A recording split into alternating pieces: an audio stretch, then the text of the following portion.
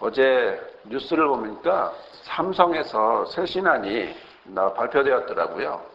삼성의 새 신안을 들으면서 여러 사람들의 이야기가 이제 또 방송이 되었는데, 한쪽은 괜찮다, 잘했다, 뭐 여러 가지 이렇게 이야기를 하는가 하면, 다른 한쪽은 어차피 삼성에게는 손해볼 것이 없다 라는 식으로 이야기를 하는 것을 들었습니다.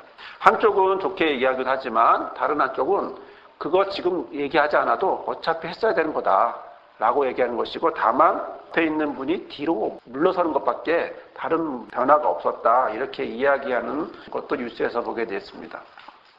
우리가 보기에는 정말 아무것도 모자랄 것 같지 않은 그런 삼성이죠. 그리고 그 삼성을 통해서 우리는 풍요롭고 정말 꽉 차 있는, 그리고 이야기하는 것도 단순히 몇 천만 원, 몇 백만 원이 아니고 1, 2억 얘기를 하는 것도 아니고 오히려 단위가 몇 조, 이렇게 이야기하는 삼성을 보면서 참 그들은 부족할 것이 없겠구나, 그들은 꽉 차여져 있구나, 참 그들은 아쉬울 게 없겠구나, 이렇게 우리는 느낄 것 같아요. 그런데 저는 그들의 모습을 보면서 그들에게도 부족한 것이 있구나라고 생각하게 됐습니다. 그들에게 부족한 것은 저는 노블리스 오블리주라는 거죠. 이것은 사회의 어떤 고위층이 가져야 될 도덕적 의무라는 거예요. 그들이 가졌어야 될 도덕적 의무가 부족하기 때문에, 도덕적인 마음이 부족하기 때문에 그들이 지금 그런 곤란을 겪게 된다는 거죠. 무엇인지 뭐든지 많이 갖고 있는 것 같지만, 그러나 그들에게 한 가지 부족한 것은 저의 좁은 눈으로 볼 땐 바로 이 도덕의식이, 고위층이 가져야 될, 상류층이 가져야 될, 마땅히 가져야 될 어떤 도덕적인 의무적인 마음이 없지 않나, 그런 생각을 하게 됐습니다. 노블리스 오블리주라고 하는 이 말이 어디서 나왔냐면 로마 때 나왔거든요. 로마는요, 너무나 이 의식이 강하기 때문에요, 전쟁을 귀족들이 더 우선시 나갔어요. 지금은 오히려 우리가 군대를 안 가려고 하는 사람이 많은 상황인데, 오히려 그 당시에는 전쟁을 더 많이 나가려고 그러고, 또 귀족들이 더 전쟁 비용도 감당하고, 이러다 보니까 오히려 귀족이 부족할 정도로, 이 정도로 그들은 노블리스 오블리주를 강력하게 행했던 사람들입니다. 자, 평민보다도 더 전쟁터에 나가서 죽는 것을, 목숨을 바치는 것을 영광의, 가문의 영광으로 여겼던 이들이 해왔던 모습은 바로 이런 모습이었고, 그래서 로마는 하루아침에 이루어지는 것이 아닌 오랜 세월, 정말 멋진, 지금도 역사 속에서 그 위대한 나라의 모습으로 우리에게 비춰지지 않나, 그런 생각을 해봅니다. 모든 것은 다 가진 것 같지만요, 또 모든 사람들이, 또 많은 사람들이 많은 것을 가진 것 같지만 자세히 보면 부족한 것들이 있음을 우리가 발견하게 됩니다. 아무리 많은 걸 가졌다 해도 그들이 부족한 것이 있고, 아무리 적게 가졌다 할지라도 그들에게 정말 없는 게 아니라는 사실을 보게 되죠. 2%가 부족할지 아니면 98%가 부족할지는 모르지만, 그러나 우리는 사람에게서, 사람의 모습 속에서 우리는 부족하다라고 하는 것, 무엇인가 꽉 채워지지 않았고 부족하다라고 하는 것, 그것들을 우리는 고백하게 되고 발견하게 됩니다. 언제나 그런 것 같아요. 그러나 우리는 여기서 부족한 것에 대한 구분을 해야 된다고 봅니다. 두 가지의 구분인데요. 욕심을 채우기 위한 부족인가, 아니면 내 안에 부족한 것을 발견하고 그것을 채우기 위한 부족인가. 무슨 말씀이냐면, 앞에서 말씀드리는 욕심을 채운다라고 하는 것은 99마리를 갖고 있는데 한 마리가 아쉬워서 100마리가 되기를 아쉬워서 그 한 마리를 다른 사람에게서 뺏어와 채우는, 바로 이것을 이야기하는 것이라면, 후자의 뒤에서 말한 내 안에 부족한 것을 채운다라고 하는 것은 내 속에 비어있는 것, 내가 채우지 못했고 아직 이것을 채워서, 그리고 내 안에 있는 것들을 채워서, 그리고 아직도 아쉬운 바로 이것을 채우려고 하는 것, 바로 여기에 우리의 관심이 있어야 되지 않을까 싶어요. 우리의 관심은 솔직히 앞에도 많아요. 없는 것을 채우고 싶은데 욕심을 더 채우기 위한 부족으로 생각하기가 더 많죠. 그러나 실제로 우리가 살다 보면 우리의 관심을 갖지 못하는 것은 어디에 있냐면 내 안에 비어있는 것, 마땅히 채워져야 될 것들, 바로 그것들에 대한 관심이 부족한 것을 우리가 경험하게 됩니다. 그러기에 오늘 우리가 말씀을 묵상하면서 함께 우리의 삶 속에 무엇이 부족한지, 나의 삶에 내가 아직 채워지지 않은 것들이 있다면 과연 그것은 어떤 것이 있는지, 내 안에 2% 부족한 것이 있다면 그것이 무엇인지 우리 오늘 말씀을 통해서 한번 묵상해 보고자 합니다. 예수님이 변화산에서 제자들과 함께 내려왔습니다. 3명의 제자들과 올라가셨고, 그리고 변화된 모습과 함께, 그리고 제자들의 놀라운 고백과 함께 시간이 지나면서 변화산에서 내려오셨는데, 내려오시고 보니까 사람들이 웅성웅성하면서 모여있는 거예요. 자세히 보니까 남은 제자들, 같이 올라가지 않은 남은 제자들이 큰 무리들을 사람들 틈에 둘러싸여서 있는 거예요. 마치 꼭 구경거리가 된 것처럼 그 가운데 제자들이 있고 무엇인가를 하는 것 같은데 사람들은 그 둘러서서 제자들을 보고 있는 거죠. 성경은 이렇게 얘기합니다. 저희가 이에 제자들에게 와서 보니 큰 무리가 둘렀고 서기관들이 더불어 뭐 한다고요? 변론한다. 이야기에 논쟁한다라고 그렇게 말씀을 하고 있습니다. 자, 이런 모습을 보자 예수님이 그때 그 무리들에게 또 무리들에게 둘러싸여서 또 이렇게 하고 있는 모습, 또 율법학자 서기관들과 논쟁하고 있는 모습을 보면서 예수님이 이제 그런 모습을 보게 되는데 사람들이 뒤돌아보니까 누가 옵니까? 예수님이 오고 있거든요. 그러자 15절에 보면 온 무리가 곧 예수를 보고 심히 놀라며 달려와 문안한다라고 되어 있습니다. 사람들이 와서 예수 앞에 와서 쭉 다시 몰린 거예요. 지금 제자들이 누구의 제자입니까? 예수님의 제자잖아요.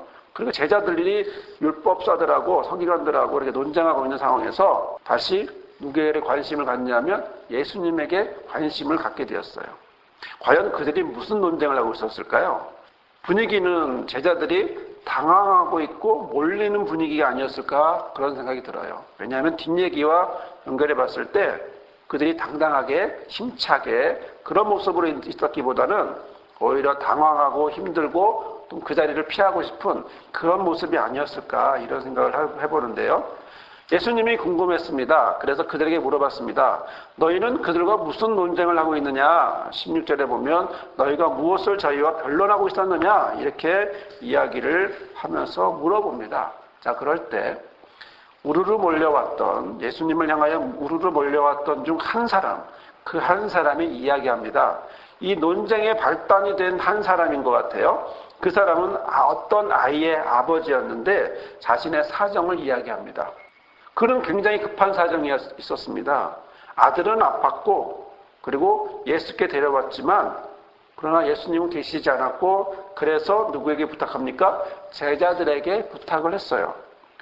그런데 나올 줄 알았더니 전혀 낫기는커녕 치료도 안 되고 그러다 보니까 논쟁거리만 되고 있었던 것을 그렇게 이야기를 합니다.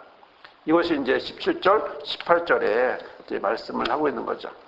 그러면서 마지막 18절 뒤에는 저희가 능히 하지 못하더이다 이렇게 말합니다.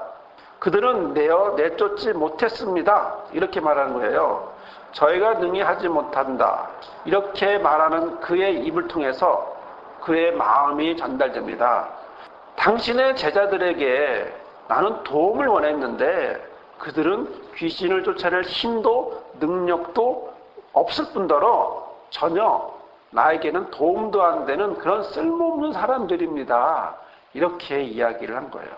이러한 제자들에 대한 평가, 그리고 사람들에 대한 웅성거림, 그리고 주변에 대한 이런 어수선한 이런 모습들, 그리고 변화산에 올라가기 전에 나름 그래도 제자들에게 어느 정도 마음이 있으셨는지 예수님은 탄식하십니다. 믿음이 없는 세대요.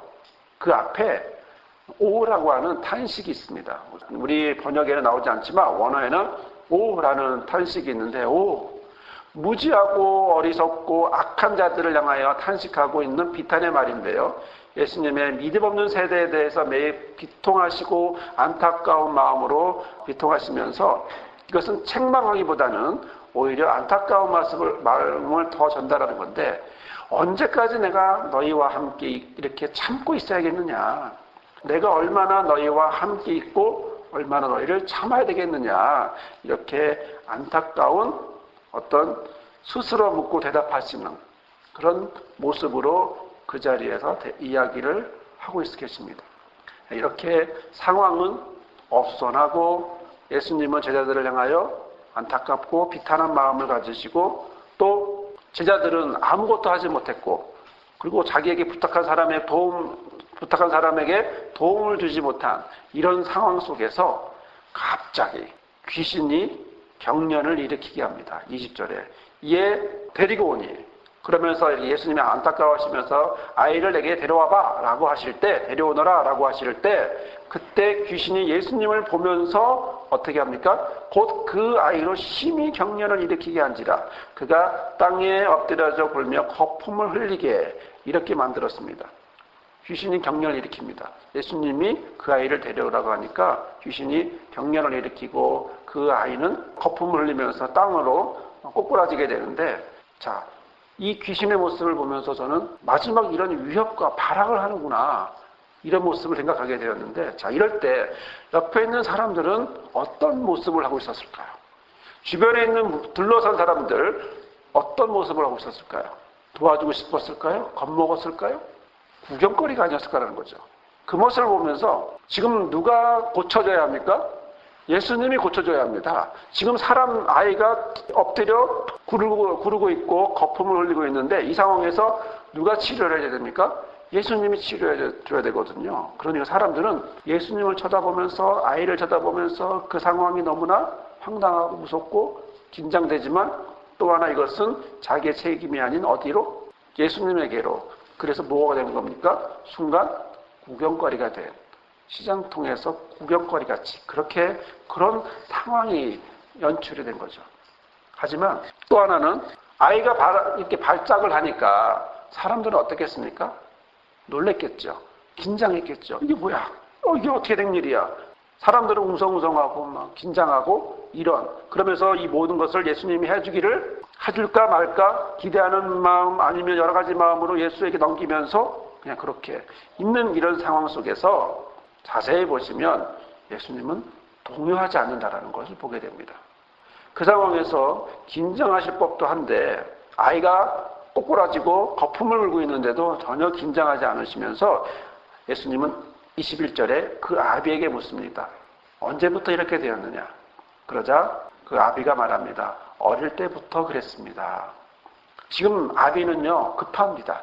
다급합니다. 아비의 심정은 지금 꼬꾸라진 아이를 바라보면서 괴롭습니다. 그것이 한두에 바라본 것이 아니라 오랜 세월 바라봤을 텐데 이렇게 괴로운 상황을 또 보아야 한다라고 하는 그래서 데리고 왔는데 제자들은 아무런 도움도 되지 못했던 이런 상황에서 다시 한번 예수님을 향하여 보여주면서 이야기하면서 다시 22절에 이야기하는 거 뭐냐면 귀신이 저를 죽이려고 불과 물에 자주 던졌습니다.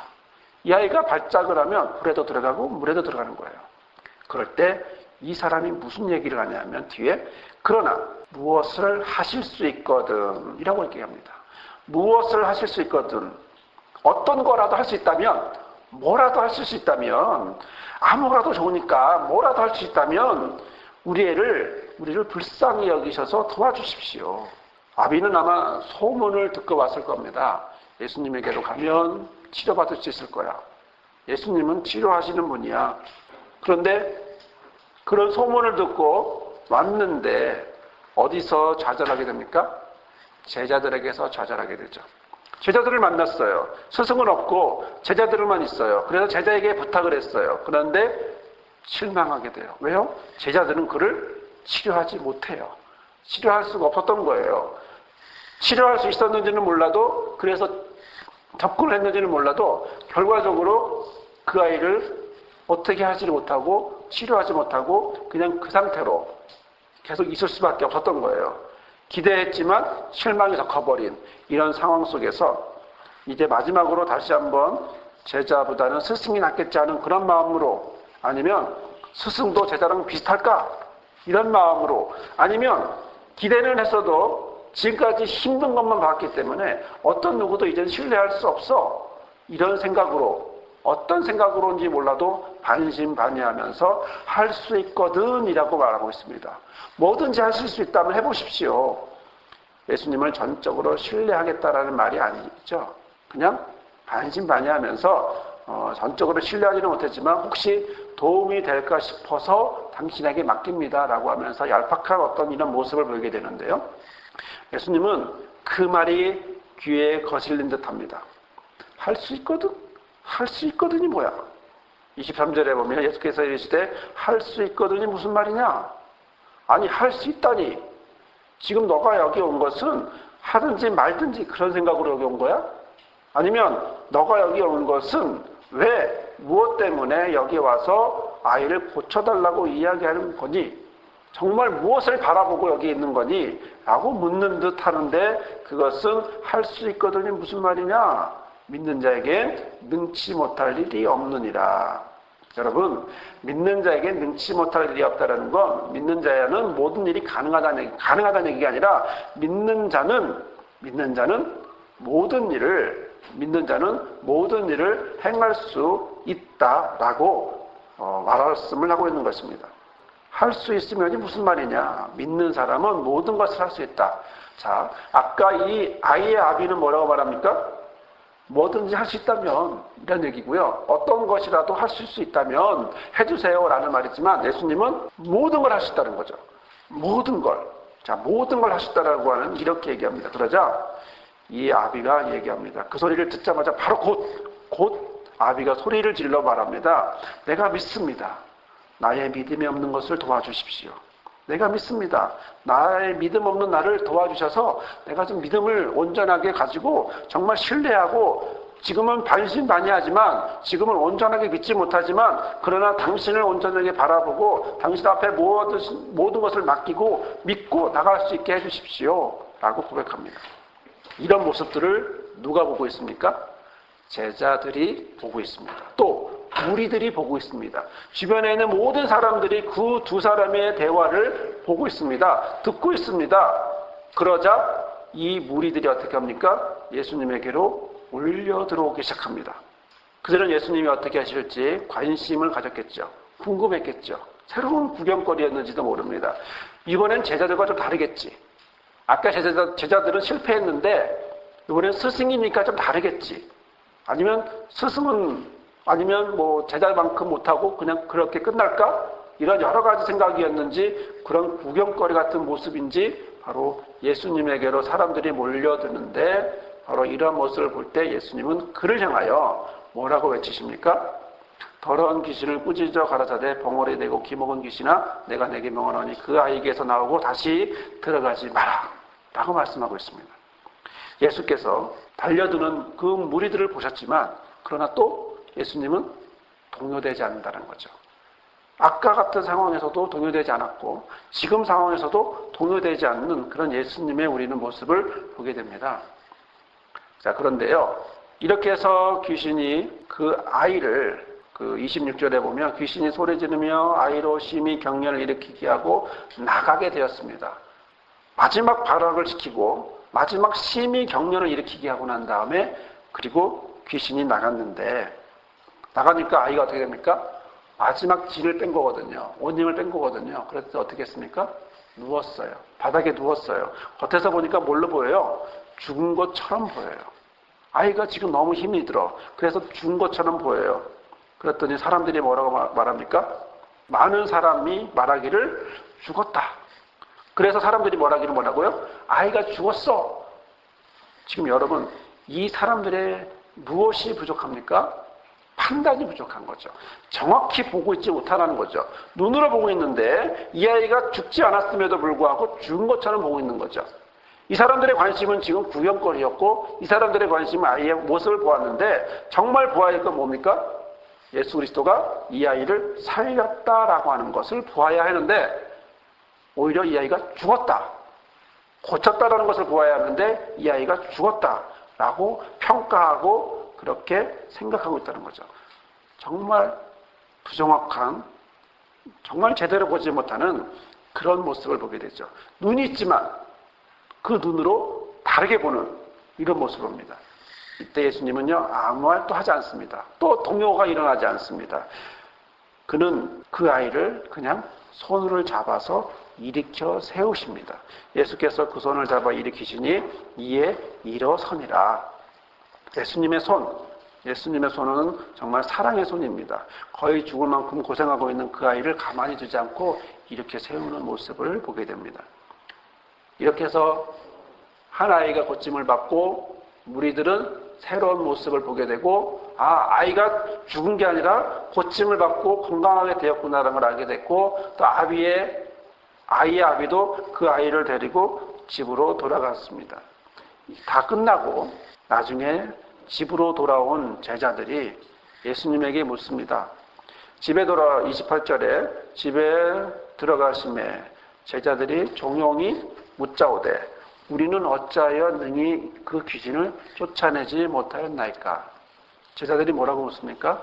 왜 우리는 귀신을 쫓아내지 못했죠? 왜 우리는 그렇게 못하죠? 왜 우리는 그렇게밖에 할 수 없었죠? 그때 예수님이 그들에게 이야기합니다. 너희들에게 부족한 것이 하나 있었어. 뭐라고 말합니까? 기도 외에 다른 것으로는 이런 유가 나갈 수 없어. 무슨 얘기입니까? 이런 부류는, 이런 행동은, 이러한 기적은 기도로만 내줄 수 있는 거야. 어떤 거라도 내줄 수 없어. 라고 말씀하고 있습니다. 여러분, 제자들에게 지금 부족한 게 뭘까요? 제자들에게 지금 없는 게 뭘까요? 제자들에게 있어야 했는데 없게 된 게 뭘까요? 제자들은 한 번도 귀신을 내쫓은 적이 없나요? 아니요. 제자들은 예수님의 파송을 받으면서 마가복음 6장에 나오는데 12제자를 부르사 둘씩 보내고 더러운 귀신을 제어하는 권세를 주셨고, 또 13절에 보면 많은 귀신을 쫓아내며 많은 병인에게 기름을 발라 고쳤다라고 되어 있습니다. 제자들은 귀신을 쫓아낼 권세도 있고 귀신을 쫓아낸 경험도 있어요. 병자를 고친 경험도 있어요. 그런데 지금 뭐가 없습니까? 못하고 있었다는 거예요. 그러면 항상 가지고 있었던 그 무엇인가가 없어졌다라고 하는 거죠. 무엇이 없어졌을까요? 바로 그때 예수님이 직면하신 겁니다. 바로 그때 꼭 집어서 반드시 있어야 될 그 하나, 무엇? 기도라는 거죠. 기도 없기 때문에 이렇게 안 된 거야. 기도해야 이런 것들이 이루어져 라고 말씀하고 있는 겁니다. 오늘 말씀을 보면 여러 사람들의 등장인물들이 나옵니다. 아이가 나오고 아비가 나오고요. 무리들이 나오고 제자들이 나오고 그리고 예수님이 나오죠. 우리는 그 등장인물들 보면서 하나씩 예수님 말고 다른 사람들이 하나씩 부족한 것이 있었음을 우리는 보게 됩니다. 아비에게 부족한 것이 무엇이었을까요?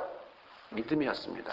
믿음 없음을 도와달라고 말하는 반신반의하면서 왔던 그를 향하여서 예수님이 말씀하셨을 때 나의 믿음 없는 것을 도와달라고 이야기를 하고 간구하죠. 또 무리들에게 부족한 것이 무엇이었을까요? 무리들에게 부족한 것은 구경거리로만 보고 있었다는 겁니다. 그들의 눈으로 뭘 보고 있었을까요? 기적의 현장에서, 은혜의 현장에서 그들은 다른 것을 보지 않고 정말 봐야 될 것들을 보지 않고 구경거리로 보았다라는 것. 예수님이 누구냐라고 하는 것을 보지 않고 그냥 행사로, 어떤 기적으로, 어떤 놀라운 일로만 보았다라는 것. 그리고 마지막에 아이가 건강하게 되었음에도 불구하고 죽은 것으로 보았다라는 것. 바로 이런 잘못 보는 바로 그 시각이 부족했던 거죠. 제자들에게 부족한 건 뭡니까? 제자들에게 부족한 것은 아까 말씀드린 것처럼 귀신을 쫓아낼 권세도 있고 귀신을 많이 쫓아냈기도 했고 병자도 고쳤지만 그러나 제자들에게 부족했던 것은 바로 기도였다라는 거죠. 예수님이 그것을 직면하신 것입니다. 그들에게 기도가 없었음을 말씀하고 있습니다. 기도 외에 다른 것으로는 이런 유가 나갈 수 없다. 여러분, 오늘 이 시대에 살고 있는, 이 순간에 살고 있는 과연 우리는 무엇이 부족할까요? 오늘 나의 삶에서, 내가 오늘 살아가는 하루하루의 삶에서 내 자신에게서 부족한 것이 있다면 무엇일까요? 우리 가정에게 부족한 것이 있다면 무엇일까요? 우리 직장과 사회와 지역이, 우리 교회가 부족한 것이 있다면 무엇일까요? 언제나 있었는데, 언제나 할 수 있었는데, 그러나 지금은 갖고 있지 않은 그것은 무엇이었을까요? 잘 챙겨야 되는 바로 그것은 무엇이었을까요? 욕심으로 겉을 채우는 게 아니라 내 안에 지금 부족한 2%, 바로 그것은 과연 무엇일까요? 우리 교회를 향하여 바로 이 아비에게 부족한 믿음, 아니면 무리에게 부족했던 어떤 바른 시각, 아니면 제자들에게 부족했던 기도, 바로 이런 것들이 우리에게 부족했을까요? 저와 여러분의 삶에서 우리는 무엇이 부족할까요? 우리는 우리 교회의 표어가 내 마음 안의 희망이라는 겁니다. 우리는 또 무엇이 부족할까요? 우리는 희망이 부족할까요? 그렇다면 우리가 그것을 깨닫고 말씀 안에서 우리가 바라보고, 내가 부족한 것이 무엇이구나, 내가 현재 놓치고 있는 것이 무엇이구나, 바로 그것을 보고, 그리고 오늘 제자들을 향하여 너희는 지금 기도가 부족해 라고 하셨던, 기도 외에는 다른 것으로는 이런 일과 나갈 수 없다 라고 하셨던 그 예수님의 말씀, 믿음 없는 세대예요 라고 말했던, 또 할 수 있거든요 무슨 말이냐, 믿는 자에게 능치 못할 것이 없다라고 하셨던 예수님의 말씀, 바로 그들에게 꼭꼭 필요해서, 꼭꼭 필요하지만 없었던 것에 대하여 말씀하시는 바로 그 예수님, 바로 그 예수님에게 저와 여러분이 물어보기를 바랍니다. 기도하기를 바랍니다. 주님, 저에게 오늘 부족한 것이 무엇입니까? 저에게 오늘 채워져야 될 것이 무엇입니까? 주님, 주께서 더 잘 나를 아시니 내게 부족한 것을 주님 채워주십시오. 알려주십시오. 그리고 그것을 채우게 해주십시오. 그리고 믿음인지 시각인지 기도인지 아니면 모두 다인지, 그러나 이 모든 것이 예수님이 보여주시고 인도해 주심으로, 알려주심으로 내가 그것을 깨닫고 그것을 준비하고 그리고 순간순간마다 나아가는 그런 우리들이 되게 해달라고 기도하고 응답받는 저와 여러분이 되기를 주님의 이름으로 부탁을 드립니다. 아멘. 걸어가신 주님, 연약한 우리를 인도하시니 감사를 드립니다. 우리의 삶 속에 부족한 것들이 너무 많음을 고백합니다. 주님, 도와주십시오. 인도해 주십시오. 채워주십시오. 오직 주께서 알려주시고 믿음이 없는 아이의 아비에게 믿음이 있음을 강조하셨고, 또 기도가 부족한 제자들에게 기도를 말씀하셨던 것처럼 바로 우리 모두에게도, 한 사람 한 사람에게도 부족한 그것을 알게 하시고 부족한 그것을 채우게 하시고, 또한 부족한 그것을 통하여서 하나님을 더욱, 예수님을 더욱 성령의 인도함 따라 살아가는, 또 더욱 바라볼 수 있는 삶을 가정에서, 직장에서, 사회에서, 내 자신에 대해서, 교회에서 주의 인도함 따라 살아가는 그런 주의 자녀가 되게 인도하여 주옵소서. 목자가 되게 하시고 리더가 되게 하여 주옵소서. 예수님의 이름으로 기도드렸나이다. 아멘.